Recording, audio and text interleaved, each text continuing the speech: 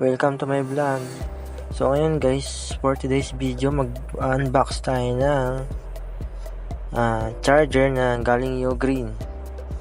Ito ay nabili ko ng 300 plus, and then yung kanyang cable guys is nasa 100.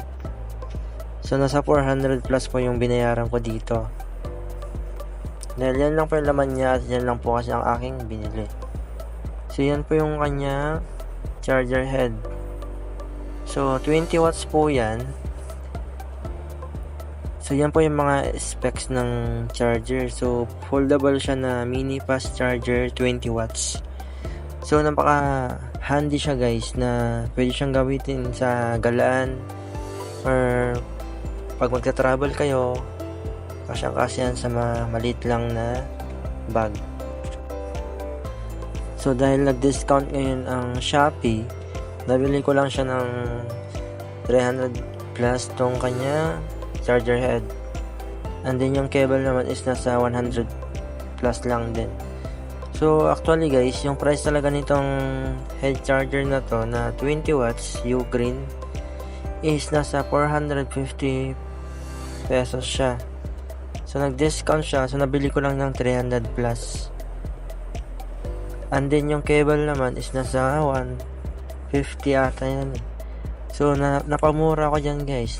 Nasa 100 na lang ata nabili. So yun guys, may laman pa siyang mga mga manual, instruction, ganyan. Hindi naman natin ito kailangang intindihin pa kasi madali lang naman siyang gamitin.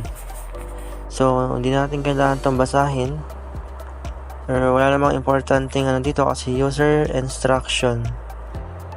Hindi naman yan ginagamit or binabasa. So ito na guys yung pinaka mismong adapter natin na 20 watts. So type C na rin yung kanya output. And then napakaliit talaga niya guys. Kasyang kasya yan sa bulsa nyo or sa mga maliliit lang na bag. So malaki yung space na maano dito, mga sa save, kasi ang liit lang niya guys. Kita nyo naman hanggang siya kaliit.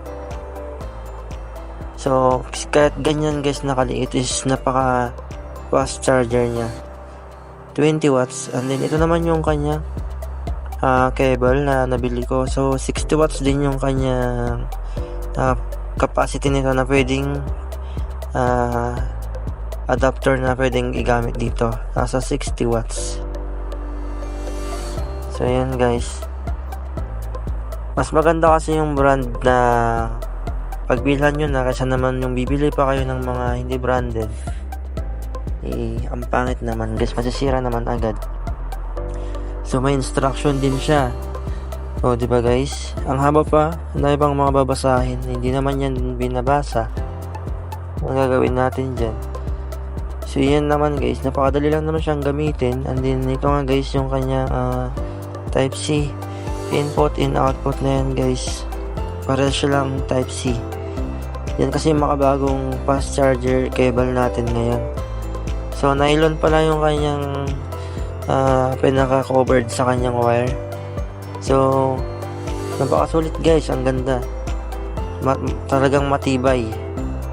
So yun guys, saktong sakto guys, swak na swak sa kanyang adapter at saka sa cable talaga.